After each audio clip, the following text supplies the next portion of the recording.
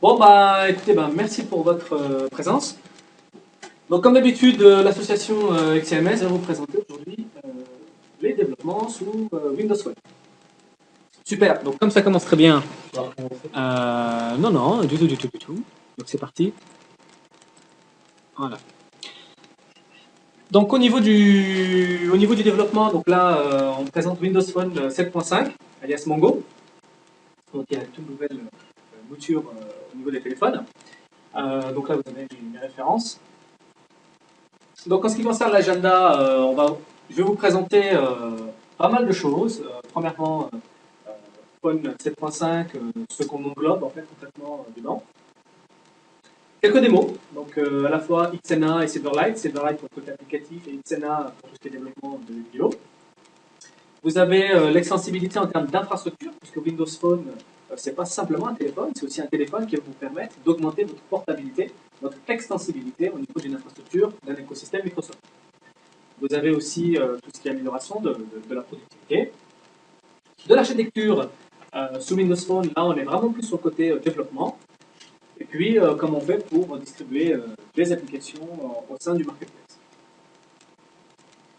Donc Windows Phone 7.5, c'est 500 nouvelles fonctionnalités comparé à la version 7.0. Donc actuellement, lorsque vous développez, ça ne s'appelle pas 7.5, ça s'appelle 7.1.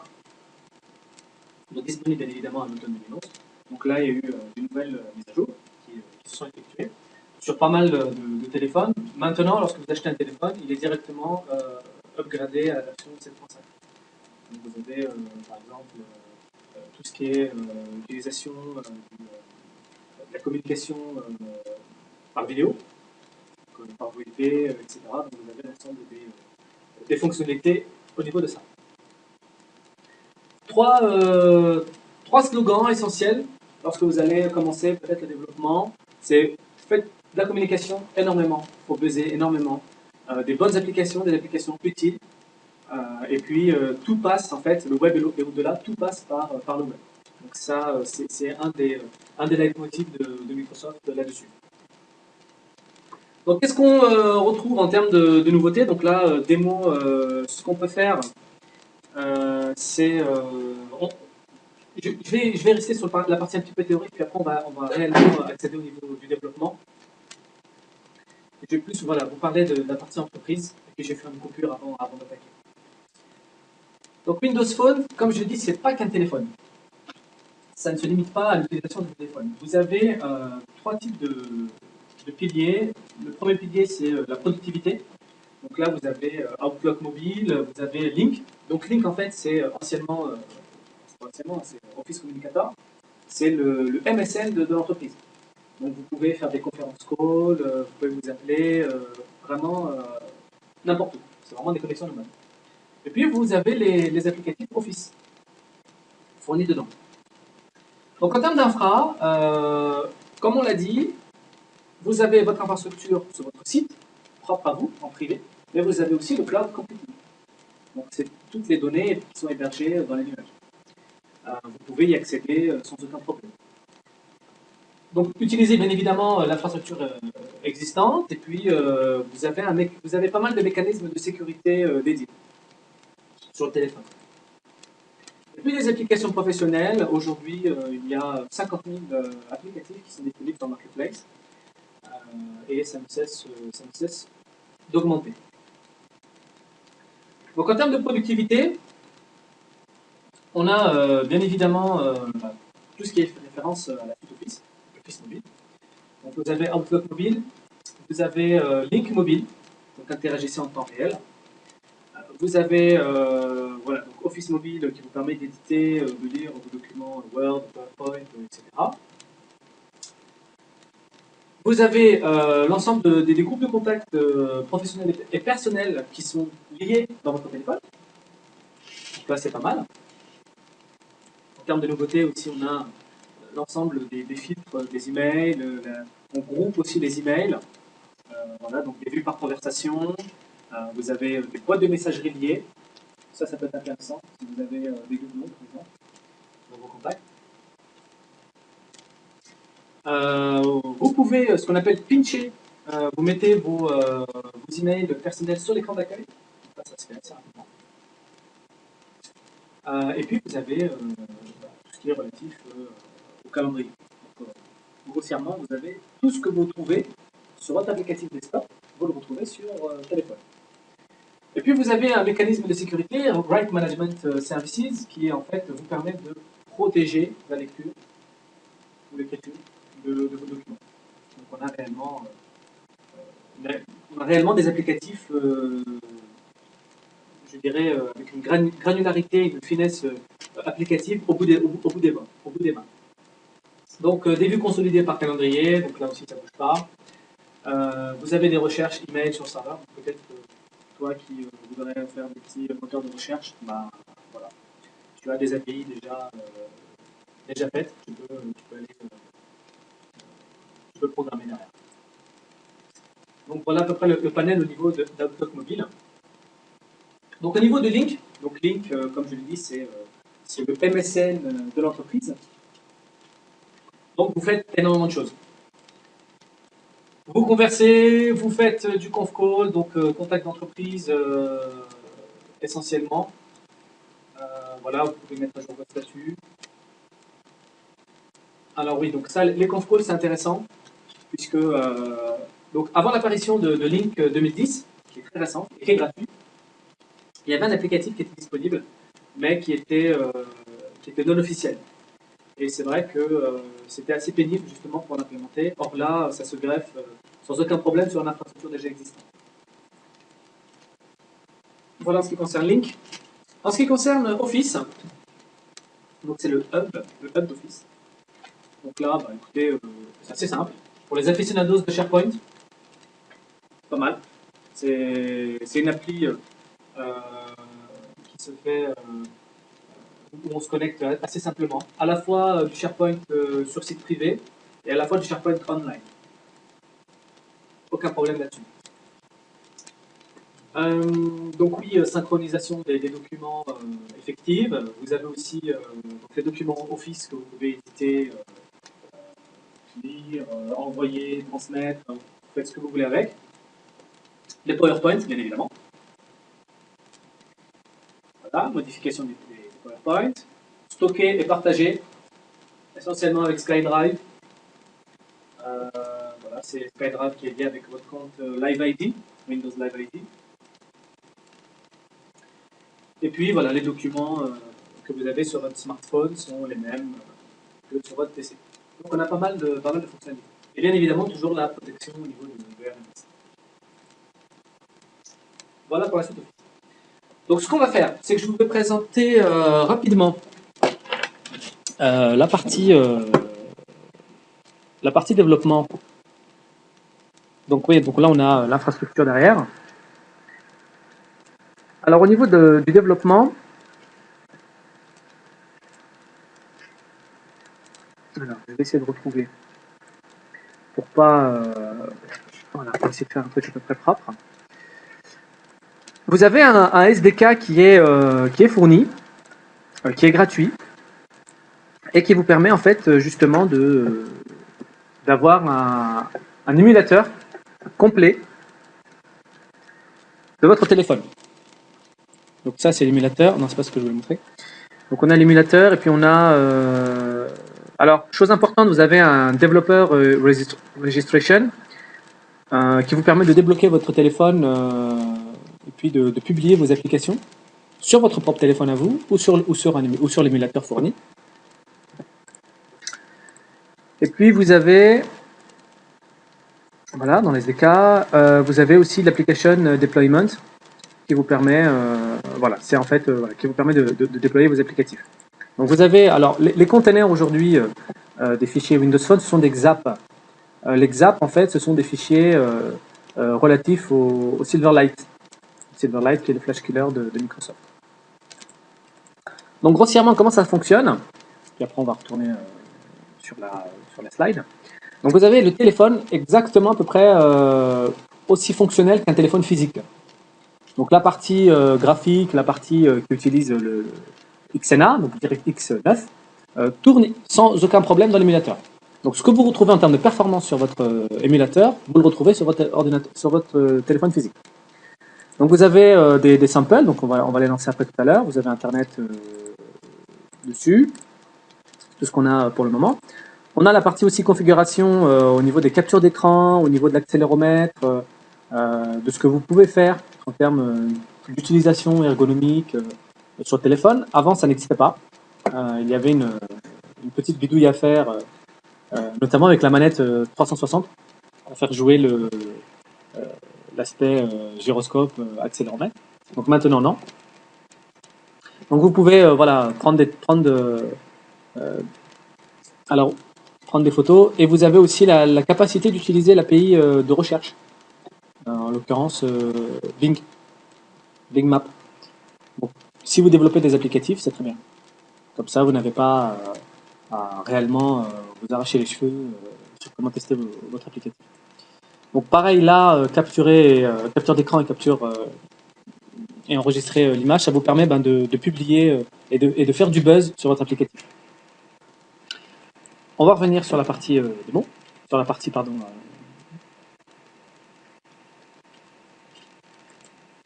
slide. Hop, je vais faire ça. Donc infrastructure. Donc infrastructure, on a énormément de choses. Dans l'écosystème Microsoft, essentiellement, on retrouve tout ce qui est relatif à la plateforme Exchange. Donc, Exchange, c'est tout ce qui gère le mail. Donc, partant de ça, vous avez à la fois le mail en interne, dans votre entreprise, et puis le mail dans le nuage, dans le cloud. Vous avez aussi, comme je l'ai dit, Link et SharePoint. Donc, on a vraiment, le téléphone s'intègre très bien dans l'ensemble de l'écosystème Microsoft. Et puis, encore une fois, les données protégées, les données personnelles protégées. Donc faites-en plus sur site ou dans le cloud, on a réellement une mobilité qui évolue, puisqu'on a ce qu'on appelle des méthodes d'auto-discovery. En fait, l'auto-discovery sur Exchange, c'est simplement une façon d'améliorer la configuration des profils utilisateurs. On recense tous sur un seul point. Du coup, on a à la fois ce qu'on appelle un provisioning sur site, et puis online grâce à la suite Office 365, qui est automatique. Voilà, donc dernière version de Exchange, et puis ce qu'on appelle présentiel et ici messagerie instantanée, c'est simplement avec Link, on fait des conférences, c'est des endroits communs, c'est les fameux conf calls. Et puis collaboration et partage de documents avec SharePoint, donc là, pareil, ça bouge. Donc protection des données, protection par mot de passe, effacement à distance, ça c'est pas mal. Synchronisation des données sous contrôle, obligatoire, j'ai envie de dire, c'était une des fonctionnalités qui était requise. Stockage amovible sécurisé, puisque en effet vous pouvez stocker sur la mémoire de votre téléphone, sur la mémoire mobile de votre téléphone. Et puis les documents, bien évidemment, email protégés avec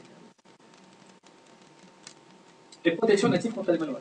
Il est vrai que le mécanisme d'authentification lorsque vous publiez une application sur Marketplace se veut réellement drastique, draconien, dans le sens où il y a très très peu quasi pas, je crois, de malware dans les applications, contrairement à d'autres constructeurs.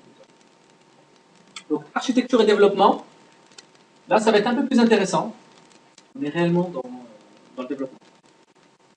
Donc les applications professionnelles.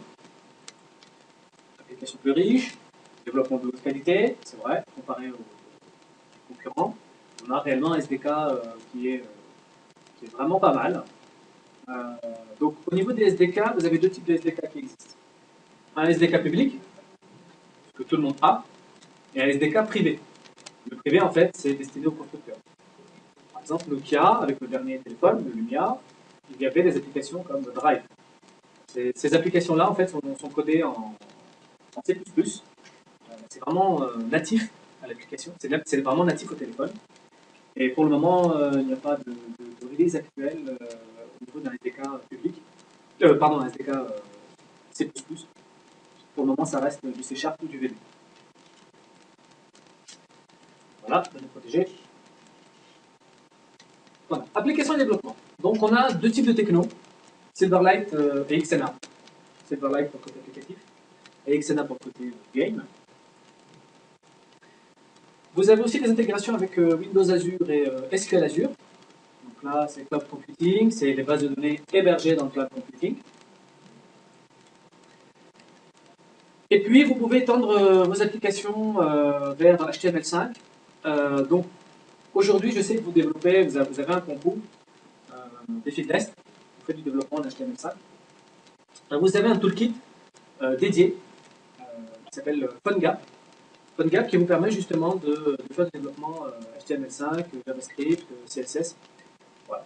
Tout ça avec un support Windows Phone 7 derrière. Notons aussi que c'est la version 9 sous cette version Mongo. Et elle a remporté justement les tests, si mes souvenirs, les tests passibles à 100%. Ce sont des tests de fiabilité ou de charge au niveau des navigateurs mobiles. Vous avez aussi la possibilité de faire des distributions privées. Donc, ça peut être intéressant pour tester votre application massivement, j'entends. Et puis stocker, synchroniser les données structurées. Donc, il n'y a pas que SQL Azure. Il y a aussi, vous pouvez héberger vos données en SQL, ce qu'on appelle Compact Edition, dans le téléphone. Donc, on peut faire vraiment beaucoup de choses. Voilà. Puis vous avez le multitâche, bien évidemment.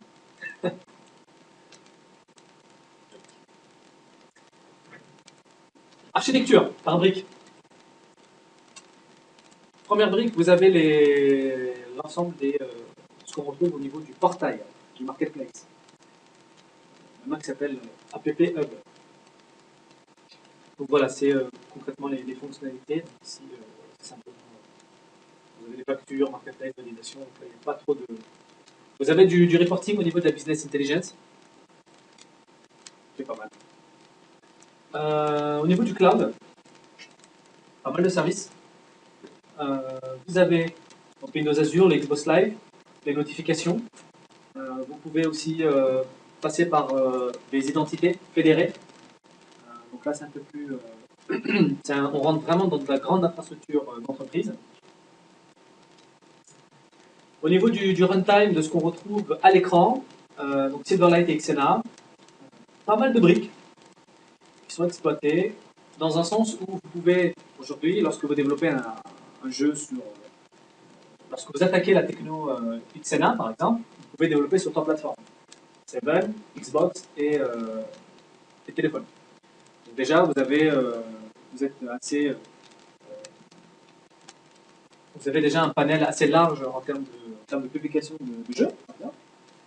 Et puis au niveau du Silverlight, là je dis quelques attentions parce que la version Silverlight desktop est différente bien évidemment de la version mobile. Il y a certaines DLL qui ne sont pas implémentées au niveau du téléphone. Au niveau des outils, donc on l'a vu tout à l'heure, l'émulateur. Vous avez donc bien évidemment des studios, soit l'Ultimate, soit l'Express, qui est fourni, une spéciale Windows. Blend Expression, pareil, fourni avec le SDK. Les briques XNA Game Studio, et puis tout ce qui est package et verification tool. On va le voir après où est-ce qu'on retrouve. Pour tester votre application avant qu'elle soit disponible sur Marketplace.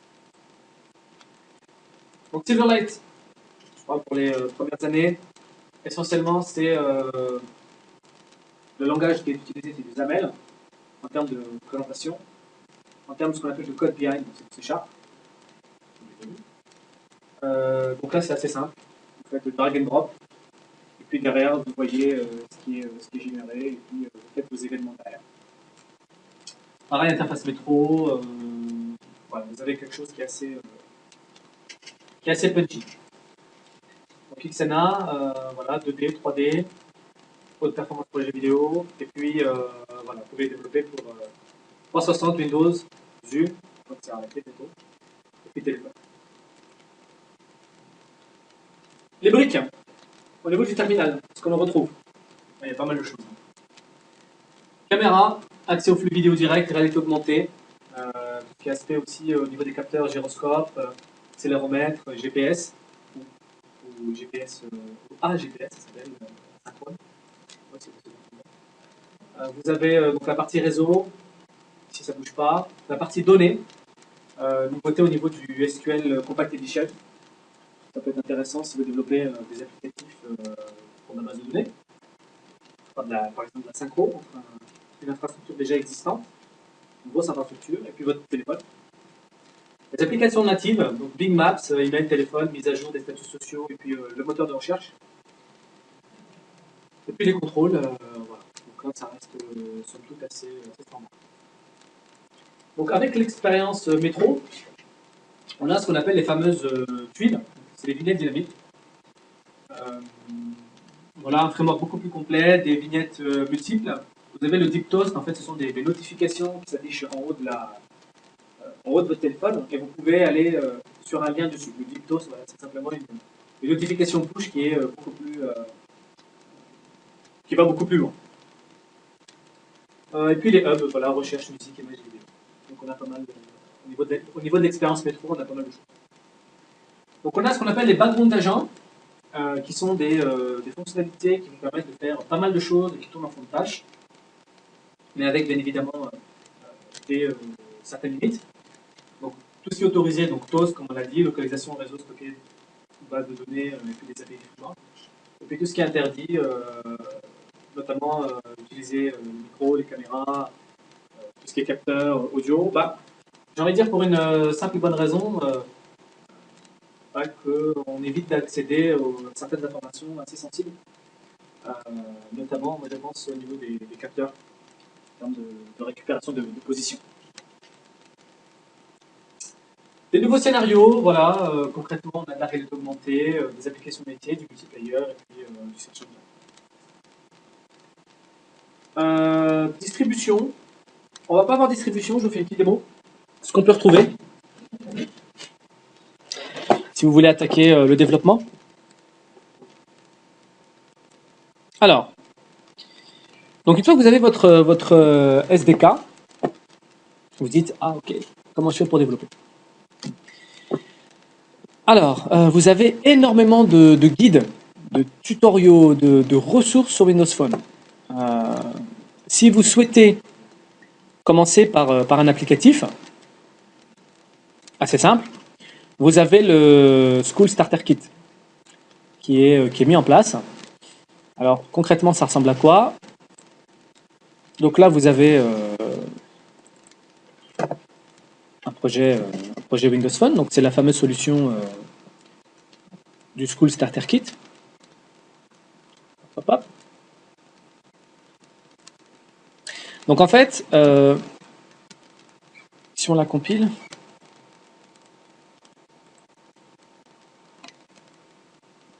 c'est un peu plus parlant.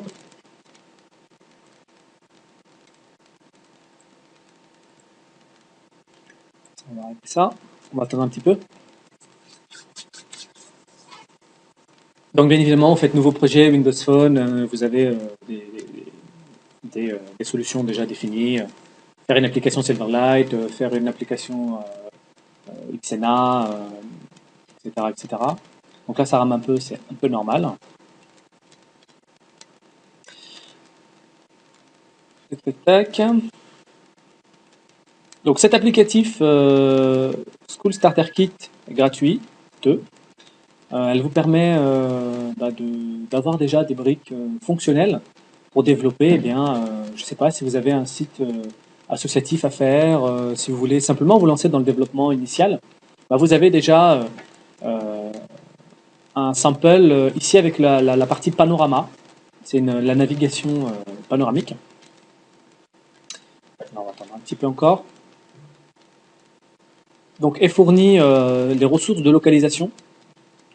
Ça veut dire que lorsque vous faites une application anglaise ou française, il suffit simplement de modifier le fichier et de faire une application internationale.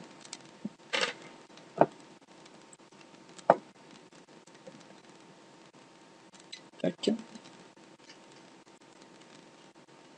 Voilà. C'est un peu long, désolé. Donc voilà. Donc vous avez ici, il y a un lecteur de flux RSS qui est intégré, donc qui peut être intéressant pour vous.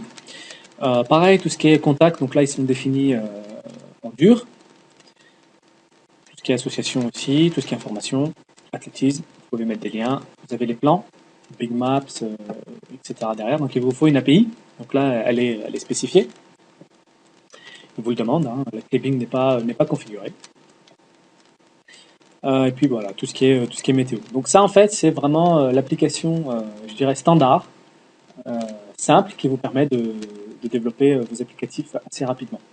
Donc pour ceux qui font le concours apéro, eh bien, cette application, vous pouvez bien évidemment utiliser ce type de solution fournie. Et si vous voulez l'enrichir, il n'y a aucun problème. Voilà, donc vous avez pas mal de choses là-dessus. Tac. Alors tout à l'heure, je parlais de tester une application avant de la publier. En fait, ça se fait très simplement. Alors je clique droit sur le projet, vous avez le Marketplace Test Kit. Alors il faut savoir que le délai de publication d'une application se fait entre 3 et 1 semaine, si tout se passe bien. Si ça se passe mal, eh bien, vous avez un PDF qui est généré et vous devez chercher votre erreur. Le problème, c'est que bien souvent, on ne sait pas ce qui cloche. Enfin, on sait ce qui cloche une fois qu'on a le PDF. Or là, vous avez donc le Marketplace Test Kit qui vous permet de générer déjà votre application avec les mêmes fondamentaux que les prérequis de Microsoft. Donc là, déjà, ça vous fait un gain de temps énorme. Donc pareil, vous renseignez vos différentes images, vous faites des tests, quelles sont les exigences voulues, les tests contrôlés, etc., etc. Donc là, ça peut être intéressant.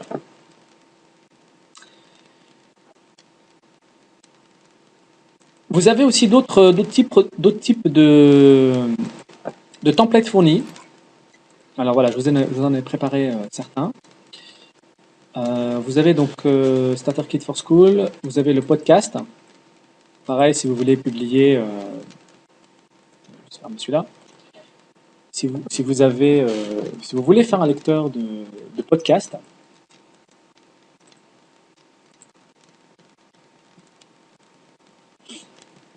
c'est déjà intégré.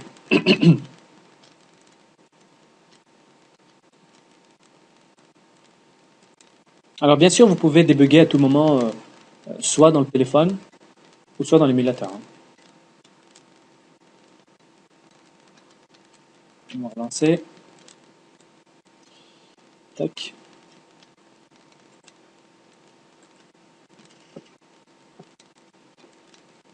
Alors si vous souhaitez justement faire l'application, le hit du moment, je vous conseille d'aller voir mon camarade qui a fait une application, je crois que c'est 5500, ce qui est assez énorme. Donc payante, tu as commencé par gratuite et ensuite payante.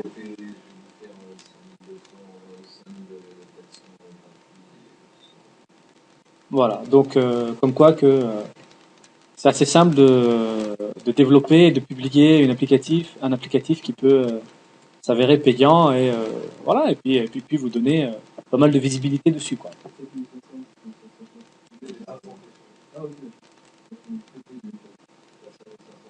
Non, j'ai pas pensé à la ligne. Non. Oui, non.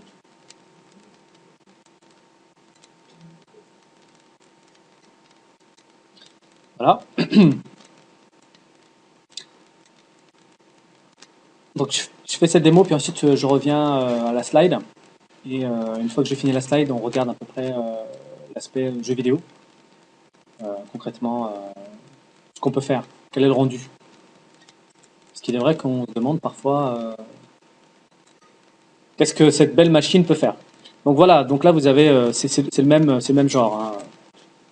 Vous avez votre vue panoramique, vous faites du Twitter, Vous avez le style métro derrière. Donc tout ça, vous avez déjà des templates pré-générés. Je vous invite à voir essentiellement les bouts de code qui sont générés et de vous attarder dessus. Hop. Hop, on revient à la distribution. Alors distribution, je l'ai dit tout à l'heure, vous avez la privée et la publique, vous avez aussi les bêtas. Bêta, c'est pas mal. Le nombre d'utilisateurs, ouais, c'est un peu limité, jusqu'à 100. Mais sinon, à part ça, vous pouvez faire énormément de buzz, énormément de publications, limitées, bien évidemment. Seule votre imagination, entre guillemets, sera votre limite. Donc, qu'est-ce qu'on entendait tout à l'heure par fichier XAP? Donc, fichier XAP, en fait, c'est un container. Si vous le changez par une extension zip, vous pouvez voir ce qu'il y a dedans. Mais, bien évidemment, vous n'aurez pas accès au code source. C'est du compilé. Après, si vous voulez réellement avoir accès au code source, vous faites de la réflexion derrière. Mais sinon, voilà. Concrètement, c'est comme ça que c'est fait. Donc, tout ce qui est image, tout ce qui est certains contenus peuvent être visualisés.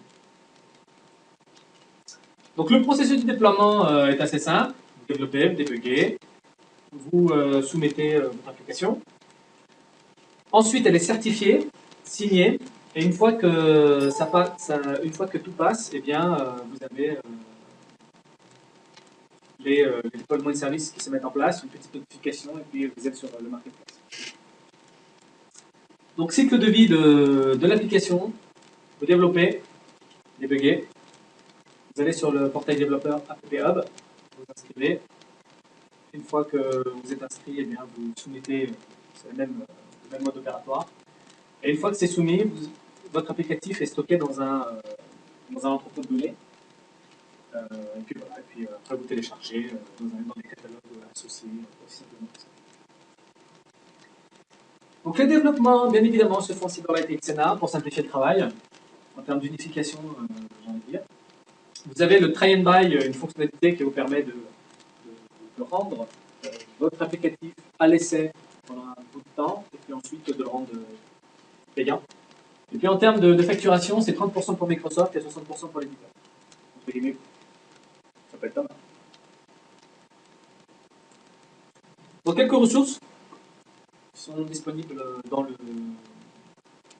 la slide. Juste, j'insiste sur, vous avez sur Facebook une communauté de développeurs Windows Phone, dont je fais partie et dont pas mal de personnalités au niveau des technos Windows Phone font partie. Vous avez, si vous voulez plus de ressources, vous avez Channel 9.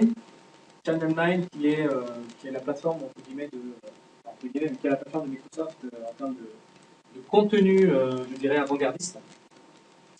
Pas mal de ressources au niveau de MSDN, et puis voilà. Donc XCMS avec le concours Apéro,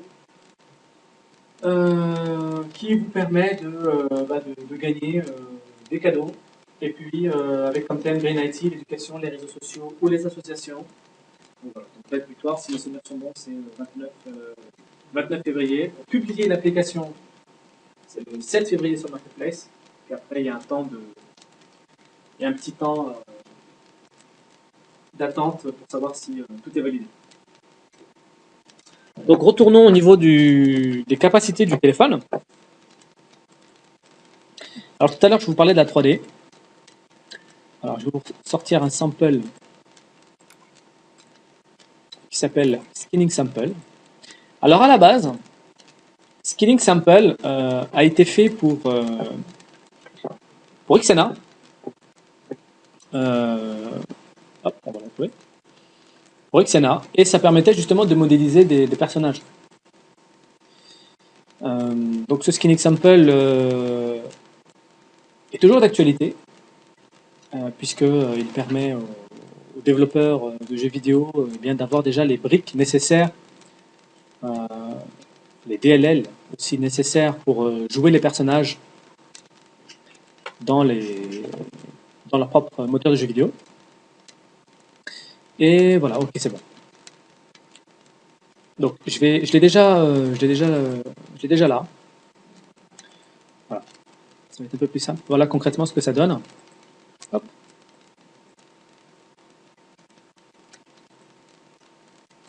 Voilà. Donc en fait, on n'a pas l'impression, mais le jeu ici fonctionne aussi bien sur une machine 360 que sur un PC. Bien évidemment avec DirectX 9. Donc vous avez pas mal de performances dédiées à ça. Haute sample, vous avez le Chase Camera. Hop.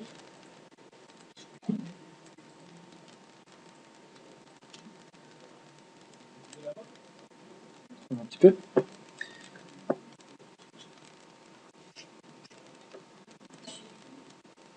Donc là, pour ceux qui veulent réellement se lancer dans le jeu vidéo, c'est assez ludique au niveau du téléphone. Vous pouvez faire pas mal de choses. Donc, hop, on va attendre un petit peu. Voilà, ça s'est lancé. Alors, le Chase Camera, c'est un petit avion.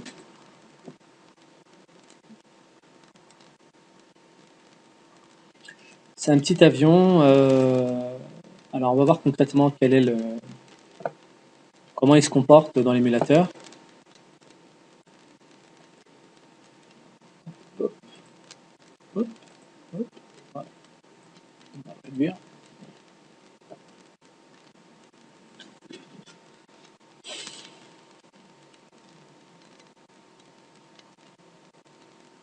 Tac, tac, tac. Voilà, donc là c'est un peu long pour charger les symboles.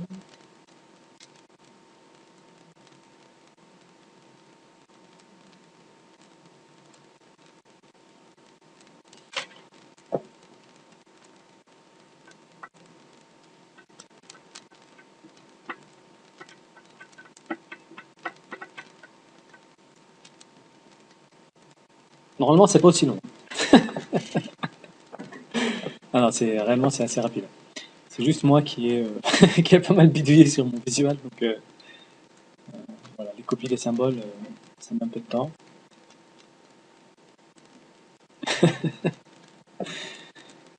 Chargement, voilà, Xena, framework. Alors notons que lorsque vous développez une application Xena, si vous dites ah mince, j'ai oublié de faire le portage pour Windows Phone, eh bien un simple clic droit sur la solution Copy as a Windows Phone Project et puis voilà, c'est fait. Ce que vous avez développé pour PC ou 360 inversement. Bien évidemment dans la mesure des briques utilisées. Il y a toujours des petits soucis là-dessus. Autre aussi petit problème que j'ai rencontré, c'est en fait notamment avec l'utilisation de SharePoint au niveau des DLL. Comme je vous l'ai dit, il y a Silverlight, donc il y a la version desktop puis la version mobile. Il est vrai que voilà le fameux téléphone, il est vrai que l'on n'a pas les mêmes. Alors ouais, ça va être un peu compliqué. Je sais pas si j'ai la. Tac tac tac. Voilà. Voilà à peu près les comportements que l'on retrouve. Donc là, on simule un peu le. Je crois que j'ai perdu là. Voilà. Donc voilà, comme quoi que c'est assez puissant. Et il est vrai, donc je reviens au niveau de SharePoint, il est vrai que l'on n'a pas. Il nous manque certaines briques pour vraiment associer un développement, je dirais, purement portable au niveau des téléphones. Donc voilà pour la démo. Donc si vous avez des questions, moi je suis preneur.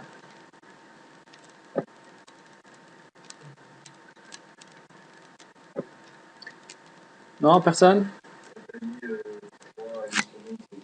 3 jours. Oui, pardon, 3 jours à une semaine. Il n'y a pas longtemps, Microsoft a réévalué son processus de publication. Parce que, hein, une semaine avant, c'était 5 jours. Hein. C'était 5 jours. 5 jours ouvrés. C'est 5 jours ouvrés et maintenant ils l'ont abaissé à 3. Voilà. Donc ça peut être intéressant. Donc je peux vous montrer quelle est à quoi ressemble. On va voir. Alors non, c'est pas la. Je sais plus c'est quoi l'adresse. AppHub. Voilà, c'était crête.msdn.com. Donc moi, j'ai fait des applis. Les applis, vous attendez pas à quelque chose de miraculeux. Au contraire, ce qui marche le mieux, c'est les applis les plus simples. Sans rigoler. Hein. Plus elles sont, ouais, plus elles sont nulles, et mieux c'est. Non, mais il faut vraiment être basique, il ne faut pas se torturer la tête à une application trop compliquée. Le mieux, c'est de faire une chose simple et de la faire bien. Tout à fait. Quand on fait une chose bien simple et qu'on la fait bien, ça marchera mieux que quelqu'un qui fait une chose compliquée. Tout à fait. Même si c'est des choses longues, si ça ne fait pas correctement et si c'est trop compliqué, vous ne pouvez pas les passer. Alors au niveau du dashboard, donc là voilà, je me suis authentifié au niveau de la PPHub. Vous avez des codes gratuits pour les étudiants pour développer et publier vos applications gratuitement. Sinon c'est droit d'entrée, je crois que c'est 99 dollars ou euros, je sais plus. Donc vous avez accès à votre dashboard, donc soit pour publier des applications 360 ou soit sur Windows Phone. Donc moi, en l'occurrence, c'est Windows Phone. On va attendre un petit peu. Donc voilà, vous avez pas mal de ressources disponibles. Donc là, c'est les fameux business derrière qui sont utilisés. Donc là, en l'occurrence, j'ai pas fait d'application payante.